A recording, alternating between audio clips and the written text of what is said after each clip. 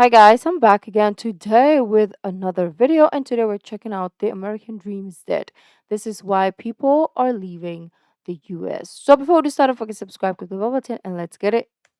I should leave the United States. It is too expensive. It is too dangerous. If our economy is doing so great, how come everyone is broke? The wealthy are definitely undertaxed. In the grocery store, at the gas pump, on the car lot, prices keep rising. Literally, it feels like everything is going up besides our pay. The American dream is pretty much dead. So it's not completely dead, but it is dead in the way that we knew it growing up. If you take the exact same steps that your parents did to try and achieve the American dream, you're probably not going to get there. The results are going to be very different. And today we're going to talk all about how I think the American dream has died and in what ways it actually is still alive. Because I think it is still possible, but you have to do things differently than what our society is telling you if you want to get there. So we're all familiar with the American dream, right? It's this idea that everyone is kind of on a level playing field. If you work really hard in America, you can come here and you can buy a house with a white picket fence and a car and 2 kids and maybe a TV. That was like the 1950s, 1960s version of the American dream. And it was very possible back then. On one income, people were able to buy a house and a car and have kids. And today, you simply could not do that. Humphrey Yang is a finance TikToker and YouTuber, and he made this video that just paints the picture really well of what it was like back then compared to now. So back in 1960,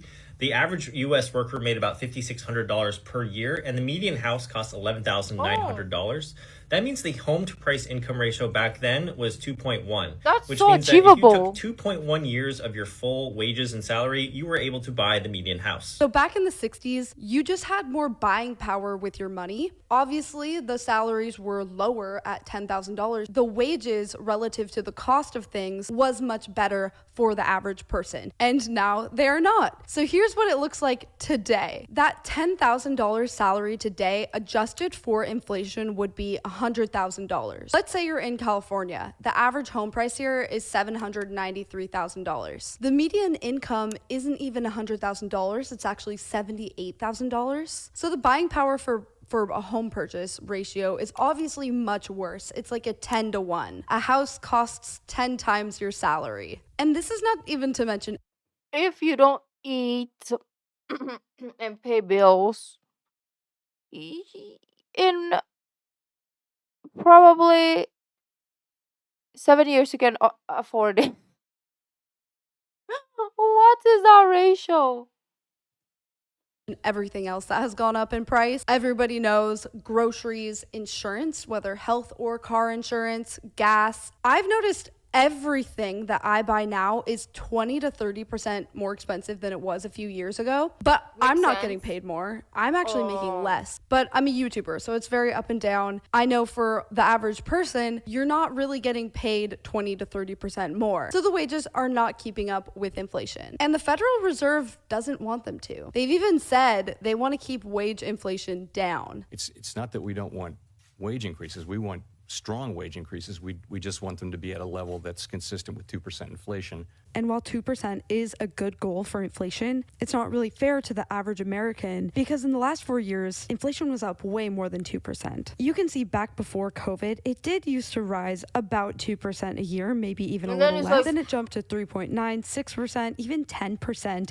And while it has slowed down to 2%, that doesn't mean the prices have gone down. That means that the inflation has just slowed down a little bit. And in total, since 2019, food prices are now 27% higher than they were. Everything's more expensive, but wages are not going up. So we are really seeing the middle class being squeezed right now in a way that we haven't for a very long time. I know there was a squeeze of the middle class in the 80s. There was a lot of inflation at that time and new economic policies, which we'll get into later. But right now we're seeing a very dramatic squeeze again that we really haven't ever, that I've noticed in my lifetime. Like I've always been aware of inflation being 2% a year, not 10% a year. 1 year home prices in major cities were up like 20%. And they have gone down a bit, but all in all, still a lot more expensive and the wages have not caught up. It's interesting to look at what the cost of everything else was like even back in 1960, 1950. So take a look at this. Everything was a lot less expensive, even when we adjust it for inflation. So adjusted for inflation, this is the numbers,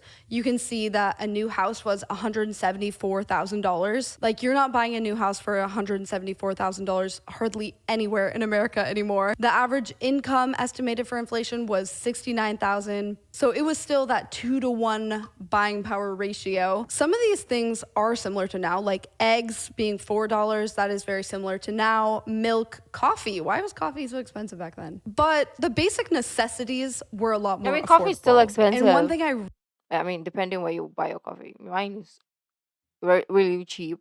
I give up on those SB coffees and whatever full of shenanigans. Yeah.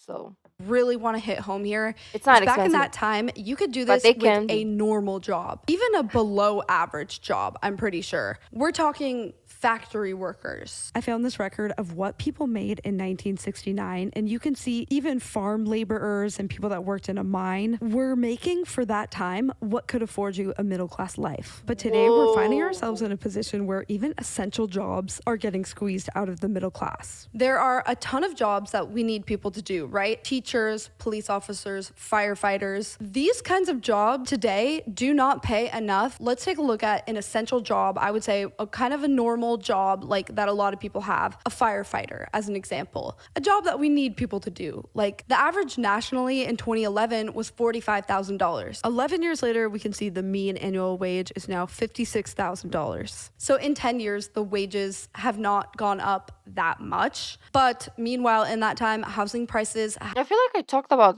this last time because, like, my friend was applying for a job that I had when I got out of college, and it's the same how do you call it? It's the same pay. 10 years.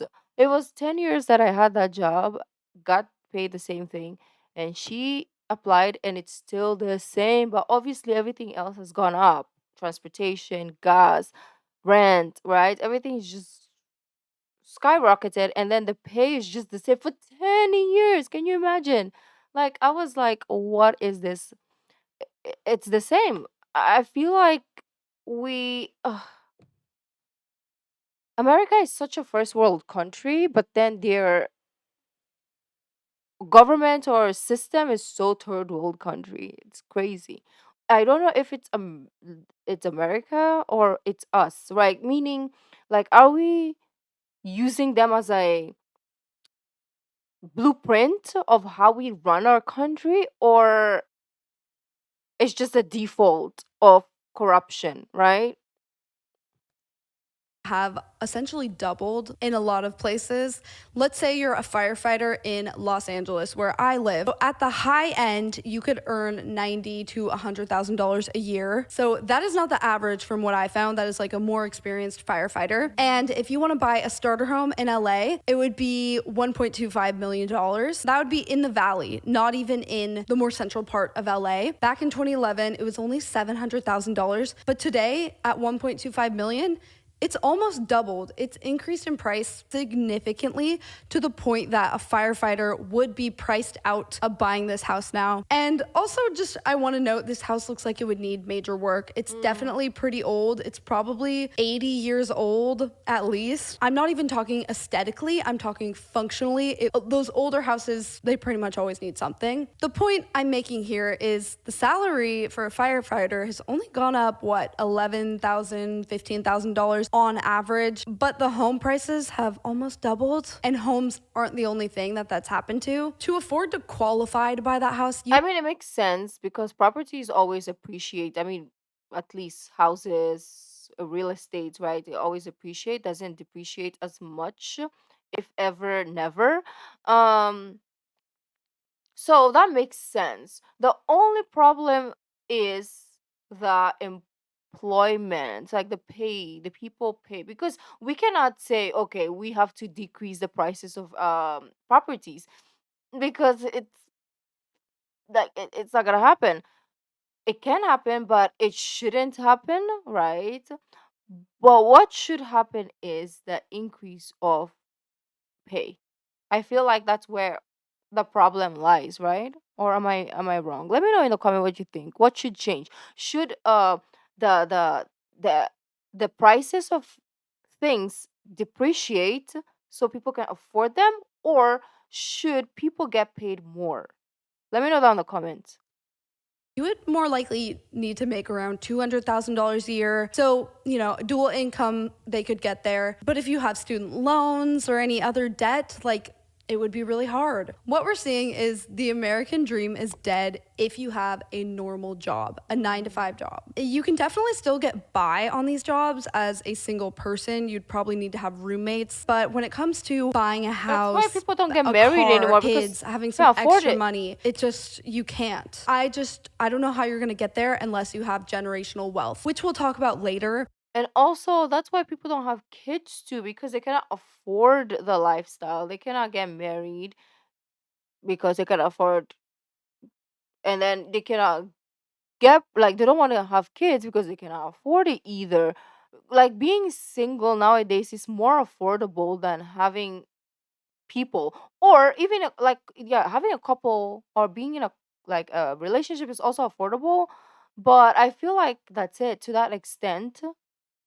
And then kids is like super super unaffordable now. That's why a lot of people are like, yeah, let's just give up having kids or getting married because it's just costs, right? I'm just gonna take care of myself and nobody cares, right? So, like, as species of human beings are suffering because of the increase of everything else, right? I wanted to mention something else, but I can't remember to save my life.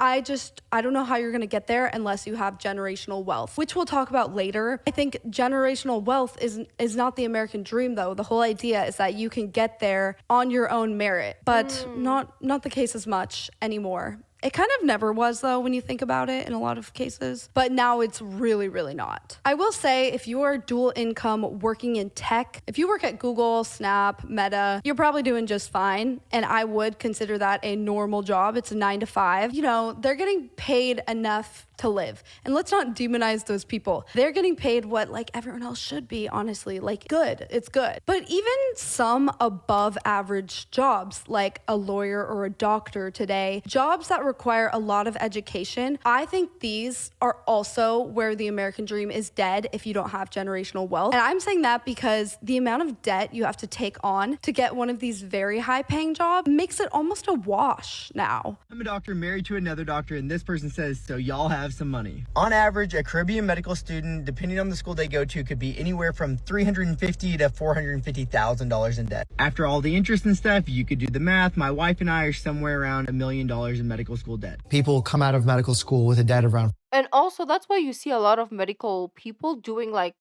becoming influencers, because they get more money, if not more money, from being a social media influencer.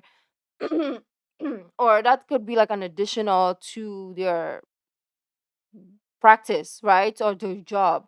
So they're doing like 9 to 5, and they're also posting on like TikTok, Facebook, and Instagram, and all that platforms to make more money. That's why they are so famous now. There's like doctors and all that stuff, because they need money. And like she said, and he's saying, they are in debt because I don't know what you guys do with your school, but there's a lot of people in debt there. And the education, like the amount that people pay for education in the States is insane. Insane. Like, whatever my brother pays, yeah, pays per semester, I think it's my entire 4 years of college. Like, one semester, his tuition for one semester is my entire 4 years. Mm-hmm. My wife and I are somewhere around $1 million in medical school debt. People come out of medical school with a debt of around $500,000. You have to take out so much debt to get there that it's almost not worth it. I think in the long run, it still is. You have to take out a lot more than you used to. And the thing is, with a doctor, once you're out of medical school, you're still not making a lot of money. You're making like $50,000, $60,000 a year, maybe a little more now. 30,000? Until you're out of residency, you're not even making that much yet. You're spending 10 years of time where you could be compounding wealth, but you're not. You're compounding interest that you owe. And some specialties don't actually pay that well. I know a pediatrician on average, they're not making what a surgeon is making. In that case, It doesn't really seem worth it. There's a lot of other jobs that would pay $200,000 a year that don't require 10 grueling years of your life and hundreds of thousands of dollars of debt. Same thing with law school. Law school is also very expensive and grueling. You can't really have a job at the same time. So you're getting into so much debt that, again, I just don't really think it's that worth it. You might be better off just figuring out a way to make money right out of high school and investing that money right out the gate. Given average salaries, the cost of student loans, and that they both start at 18 years old, at age 28, the plumber will have a net worth of $450,000, and the doctor, negative $250,000. 10 years later, at 38, the plumber will have $1.6 million, and the doctor $1.2 million. It's not until the age of 41 does the doctor's net worth finally pass that of the plumber's. Are you surprised? So most jobs, even the really good ones, it's like, just doesn't seem worth it. So it seems like, okay, who is able to afford this all still? Like, what is going on? Because people are still buying houses. Who is buying these houses? And I'll tell you what's going on.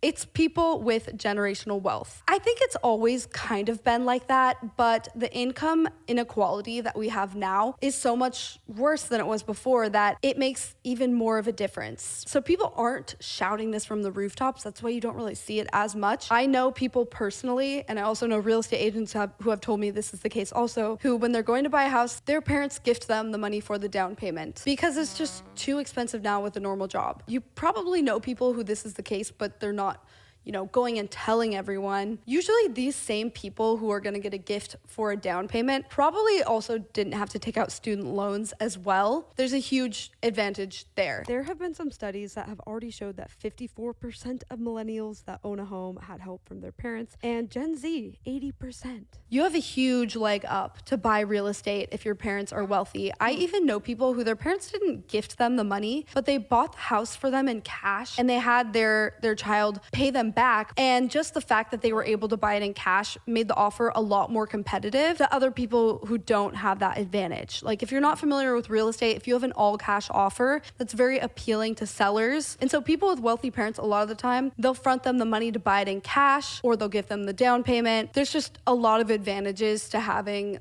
parents with money. To be clear, my parents did not do any of this. I'm just very fortunate that YouTube has worked out. Another reason I think that the middle class is dead in the normal sense we're thinking about it as is the income inequality is much higher. So take a look at this chart. You can see from the 80s, it used to be when we had a stronger middle class, most of the money was with the bottom 50%. And then we saw that over time just flip. Now, most of the money is with the 1%, and the bottom 50% doesn't even have like half of it. Yeah, it's not like spread out, right? It's like it's a better economy is like if everybody's equal, like what we saw, not necessarily like equal, but close to equality. It's like I think it was Sweden. I don't know if it's Sweden, but there is some sort of like, you know, line like everybody's starts on a equal playing field. That's why they're like the economy is high because everybody's like on the same playing field. Like we started on the same track and we're all running to the same direction. So, like, yes, there will be a little people that fall here and there, but then we have the government helping those people who fall down, right? They are given houses or they're giving jobs and all that stuff. But then most of the population just starts off equally, right? Which is really beautiful, which is how the whole world should like do its countries. But because like with that graph, it's so crazy how like of course the top 1% is like has all the money and everybody else is just getting like the crumbs, right? It looks like from this graph. So when we look at what happens, like why can people not afford things, this economic inequality is a huge reason because it's kind of just killed the middle class. We really don't have a strong middle class anymore. And I don't know if you've seen that movie. I think The Circle or something like that. Like the spy, I forget.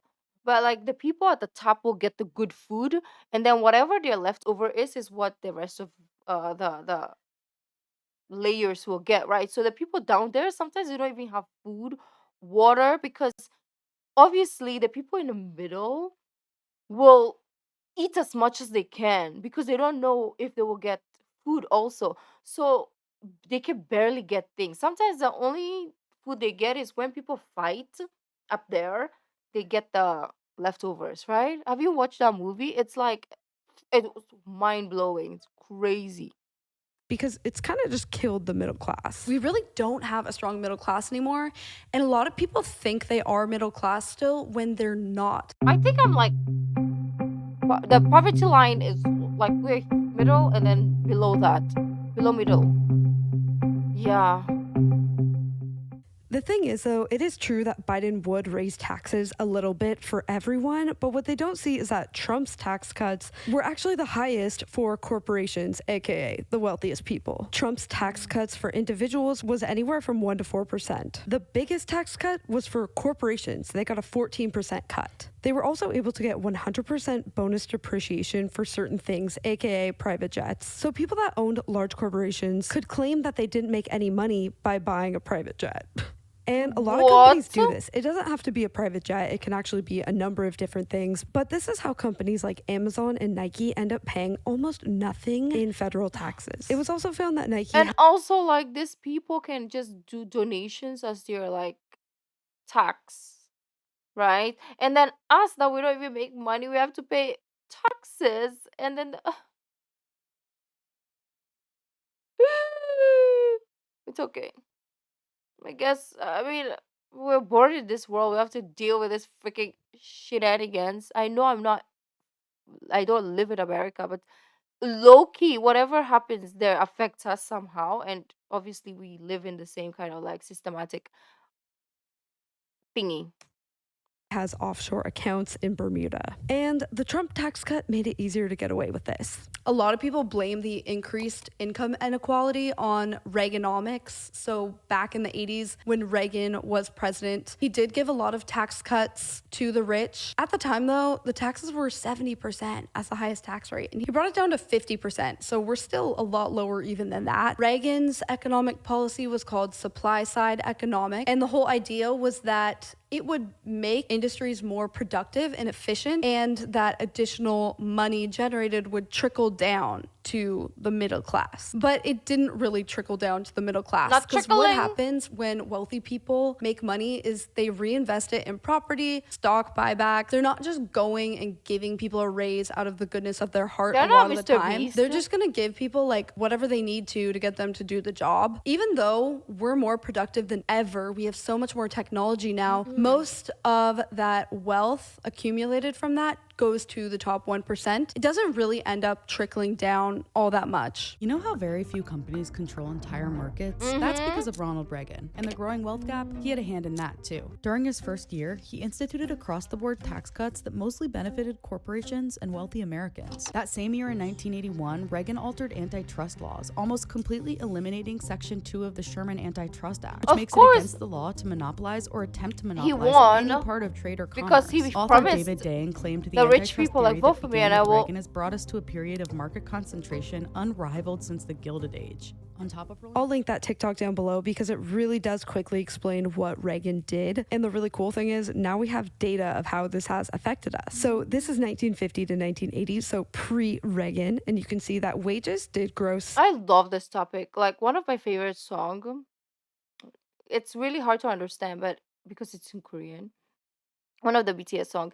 It's called Silver Spoon or whatever. It has other names as well, but the common name is Silver Spoon. So basically, in Korea as well, they have like those hierarchies. They call them spoons, right? Like silver spoon, golden spoon, diamond spoon, and then we have like the plastic spoon and so on and so forth. So people don't have spoons, right? So basically the song is about criticizing their government, which also kind of like trickles down, not trickles down, but it also affects the rest of the world. It could be applied to us here in the Philippines and in America and wherever else. It's basically saying like you want us stop being lazy, like the millennials, right? You want us to stop being lazy. The baby boomers are saying that, or boomers are saying that we are lazy generation because we like we are not like them. We're in at the age of blah blah blah. We can afford a house and blah blah blah blah blah blah. Like they would just keep criticizing the generations, like that came after them. Like we're so lazy. We're just like on the internet and we don't do anything. Blah blah blah. And that song basically is telling those people, the older generations, like it's because of you guys' decisions that affects us because you bought all the freaking houses. Like, I mean, it's good for them because they invested in so many properties, but then it's affecting the generation, like our generation and then the next generation. Because I don't know exactly how it was explained, but that song is so genius because you would never guess that it's talking about exactly what we're watching right now, and it's so catchy at the same time. So now that she's explaining this, I feel like I just remember that song. This is 1950 to 1980, so pre-Reagan, and you can see that wages did grow steadily with GDP growth. And the bottom 90% was growing at a similar rate to the top 10%. And this is during and post-Reagan. As you can see, the top 1% went crazy, and the top 0.01% has the greatest share of the wealth. Yep. Meanwhile, the bottom 90% has barely any of It's a it. blue. This is when we saw that even though GDP was growing, so companies were still making more money, wages were not 20% going blue. up steadily with that like they were before. So if you're at a job where you're relying on an annual salary, you're not seeing an increase that, the person that owns the company is seeing ever, really. Not an expert on Reaganomics, but I've watched some videos about it, and I would definitely recommend going and checking it out if you're interested in this kind of thing, because a lot of people do point to that as one of the major reasons that we have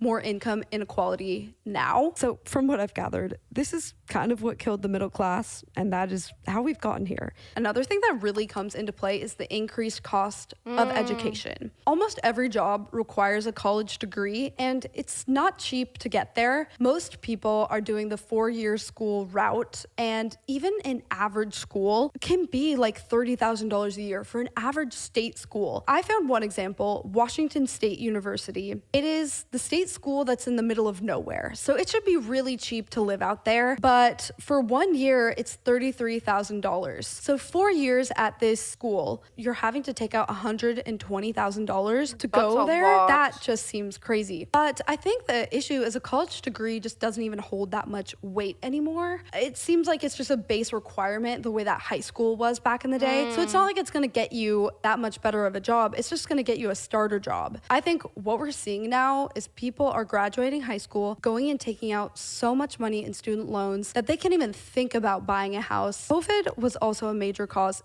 in everything going up in price. So just the jump from 2019 to now alone has been very dramatic. And I think we're reaching the breaking point, and that's why we're seeing so many more people talk about it, because at what point can people just not afford any of this stuff? There was a lot of inflation during COVID. And then this also affects the younger generations. Remember, not remember, but like if you notice, like the younger generation is suffering from like a lot of mental issues. Somebody explained it super beautifully, and she's a psychologist, I believe. She said the reason why the younger generations are like more like suicidal and oops, I don't know if I can say that on YouTube actually. Like they're more, they have a lot of mental health issues is because of this. If it's affected millennials like us, I'm saying us, but I'm not sure if we are um us because like it affected us in a way like we don't want to get married, we don't want to have kids, right? That's the effect on us. And then for them, the effect is there's nothing to live for, right? So their mental state is like, what am I doing? Like the world has nothing to offer me. Like everything is just BS. Like I cannot have a job, I cannot go to school, I cannot have kids, I cannot have a family.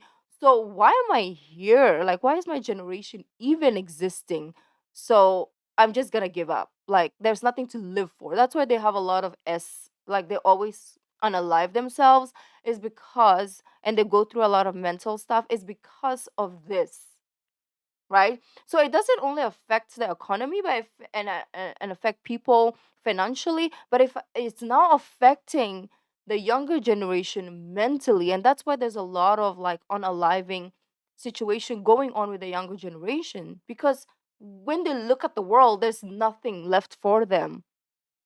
Like as much, like even if they have 10 jobs, there's nothing. They cannot afford anything, right? So that's why. So when she explained it that way, I was like, makes so much sense, right? Like, let me know in the comments. You guys, let's communicate in the comments. And also a lot of corporate greed. We know now, based on earnings calls from companies, that they said it was inflation when really they're just raising the price because they could. Or maybe it initially was a supply chain issue, but then they never lowered the price again. This article found that even if the input cost for the producer only raised 1%, they still rose the price for customers 3 to 4%. And even though now costs have come down, they have not passed on that savings. Like, I feel like every company increased their prices just for the hell of it, just because they could. But we're reaching a breaking point where are these companies even going to make any money because no one's going to be buying anything because Jeff Bezos just has all the money? This has probably been kind of depressing to realize all of this, right? But there is still hope, okay? I think it's important to know all of this though, because a lot of people are still planning out their life and going about everything as if we have the advantages that boomers had economically when we do not have that same buying power. Exactly. Like the boomers are like I told you the Silver Spoon song, right? The boomers are like thinking that we have the same buying power or the same like resources as they do. So when they see us not doing what they did, like making a lot of money and buying our homes and whatever, they're like, "Oh, millennials? You guys are so lazy." Like when I was your age, I had like 20 houses and 20 million chilling in the bank. But what I don't realize is we don't have the same resources that you guys had. Because you guys also effed it up by buying 20 houses.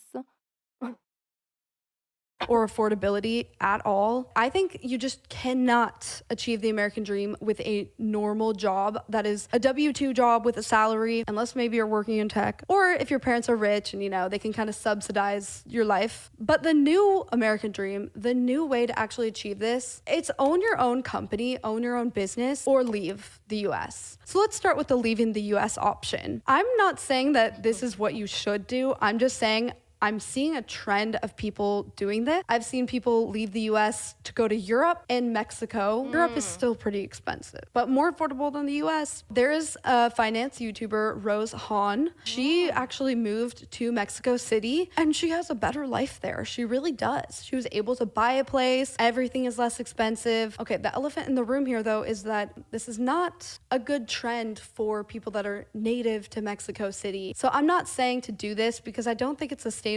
I see why people do it, but I think in a lot of ways, it's not fair to people that live in Mexico because it's just going to increase the cost of living there, but they don't have the benefit of the US salaries that a digital nomad has. So it's kind of not fair, just like bringing our problems over there. So it is something people are doing though, like for the first time that I've seen, because you get more for your money there. And then with Europe, I've actually seen a couple on YouTube that decided to retire there because healthcare was too expensive in America. I want the Europe option, actually. And our only regret is not leaving sooner. Europe is pretty expensive still in a lot of places, I but don't care. CNBC made a video about this girl who bought a home in Italy and is living large there. I paid $62,000 US for this home. All in my renovation costs are $21,000 US. I may go grocery shopping here and spend 60 euro. Excuse me, ma'am. If you're watching this video, can you like adopt me? Thank you. I will find a job and pay you back, but you can adopt me. Thank you.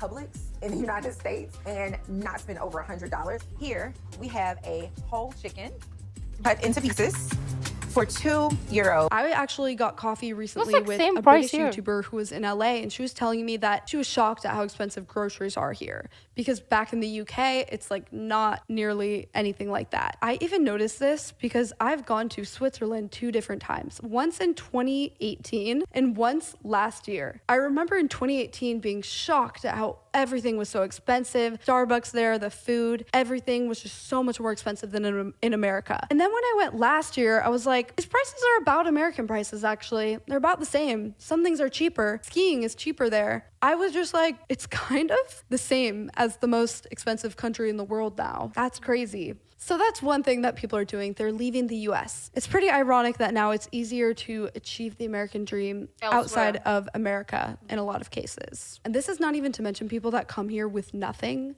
and have absolutely no advantage. It's so much harder for them. What I'm mostly referring to in this video is people that grew up middle class are having a hard time achieving middle class in adulthood. The second one, like I talked about, owning your own business. I mean, the big issue is wages have stayed stagnant, but if you own your own business, you actually have the opportunity to make a lot of money. I'm not saying it's easy. It's actually really hard. Like, most businesses fail, but this is the shot that people have at making a lot of money now. There are a ton of businesses, small businesses, where people make a lot of money. You can be a solopreneur or have a small business and still make a lot more than you would at a 9-to-5 job. You can even leverage your 9-to-5 job into a side hustle that turns into a business that might make more than you ever did at your 9-to-5 job. There's a few examples I've seen of this. Nurses who start their own mobile IV company. When you have your own company and you can charge more, there are nurses who start their own med spas and they end up making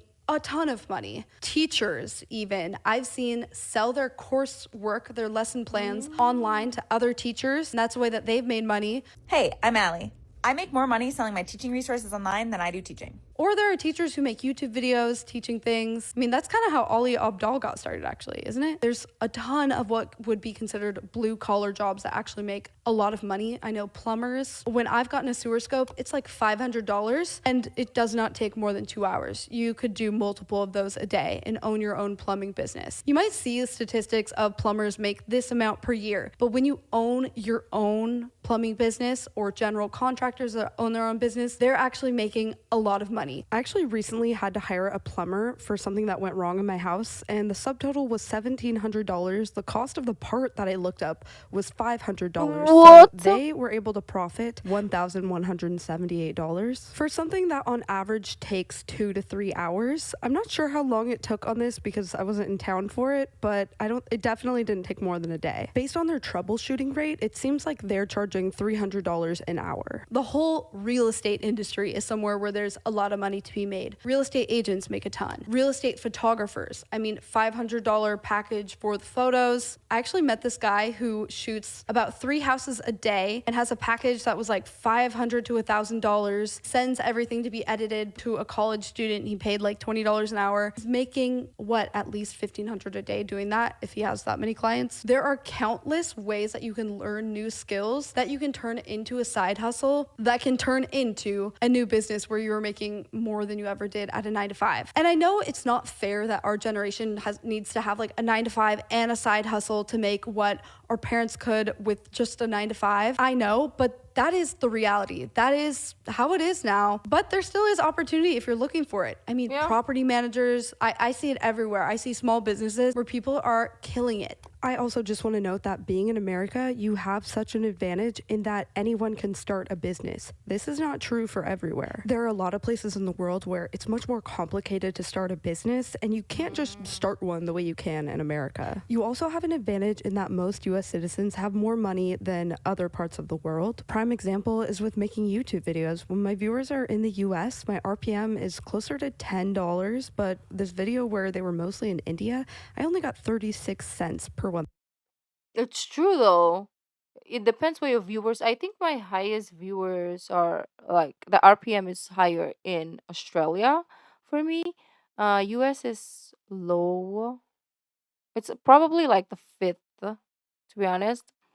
And it's it's I think it's like cents per 1,000 views, right? It's like, let's say, 50 cents for 1,000 views, and then in Australia it will be $5, I think, for 1,000 views. So see the difference. And then US has the guts to kind of like say, oh, you know what, 10% of your income is mine, or 15%, or whatever it is mine. Oh yeah, US, come on. 1,000 views. In a 9-to-5, a lot of times you cap out at a certain point, and you don't have to do a 9-to-5 and a side hustle forever. I would say the smart thing to do is use a side hustle as a way to test out what could become your next main business. I think I have now like that's the 20 side better hustles. way to go after achieving the American dream than to get a lot of jobs, unless it's like in tech. It's not easy and it's not as guaranteed as it was for the boomer generation, because if you're starting your own business, like you don't know for sure if it's gonna succeed. That's why I think side hustle to start is good, like in addition to a 9 to 5. Another thing that needs to be talked about is making your student loan amount as small as possible. I don't know if it's realistic for me to say just don't go to college, because yeah, that worked out for me, but I was already doing YouTube for like 6 years at the point that I was able to just do that full time. I think more realistically, more people should just consider community college and then finishing at a state school and just finding the way to do it as cheap as possible. Like community colleges are really not that expensive. I went to a community college. At that time, it was like $3,000 a year, maybe if that. I also did a dual enrollment program in high school. It was literally like $300 a quarter, and I graduated with a ton of college credits. So if you're not coming from generational wealth, I would highly recommend doing something like that rather than going the full 4-year college route. I know that kind of sucks though, because like college seems fun, but is it worth the loans? Like I personally didn't think it was worth it. That's why I didn't do it. At the end of the day, once you're in the workforce, it doesn't really matter that much where you got your degree. If you go to a community college for 2 years and then transfer to another school, like no one's even gonna know. It's a much cheaper way to do it. That's an easy way to reduce that cost by 50%. That is the new American dream. That is why I think the American dream is dead in the way that we all knew it growing up. I think this is so important to know, because if you're going about your life the way that our parents' generation did, you're not gonna be able to afford that stuff probably unless they're helping you out. And so we gotta be realistic about what's going on. It's just like, it feels like a lie now. You're not going to be able to do it with that normal 9 to 5 job. Everyone, please comment down below your experience. Like, what kind of job do you have? Is it enough to cover your expenses? Have you noticed wages stay stagnant? What is your experience these last several years? I'm dying to know. Let's have a discussion in the comments, and I will see you guys in the next video. Bye. Okay. So for me, like, yeah, let me know also in the comments if you want to share. If you don't want to share, it's fine. But for me specifically, it's like business, 9 to 5. The 9 to 5 is not necessarily because it's a very flexible kind of like 9 to 5 job, and it's also like not necessarily 9 to 5, to be honest, but I will consider that the 9 to 5 because it's like I'm employed, right? But also at the same time very flexible. So it's like a business and then a 9 to 5 and then side hustle, which I would say is YouTube, because YouTube I make like $7 per month. But I have like multiple YouTube channels, so yeah. And I only do it when I have time. That's why sometimes I'm not around. I'm like, I'm busy. So that this three, right, before I can have like a normal, like I can afford my normal lifestyle, which is like a middle class lifestyle or even below that, with this three. Imagine, imagine. But anyways, let me know your struggles down in the comment. I would really love to like know your stories and all that. It's really fascinating actually to interact in the comment section. Sometimes I do not reply because there's so many, but I do give it a heart or a thumbs up, right? So let me know. Thank you guys, and I'll see you tomorrow. I know this has been super long. I'm so sorry, but I hope you guys enjoyed, and I love talking to you guys, even if it feels like I'm talking to myself. No, I mean like when I'm talking to the camera, I feel like I'm talking to you guys, but then it's so obvious that I'm just alone here, right? Or are you guys here? Where are you? So I love this interaction that we have, even if sometimes I'm like so MIA in the comments, but I'm still watching you every step of the way in a creepy way. Yes. Yeah, I'll see you tomorrow. Bye.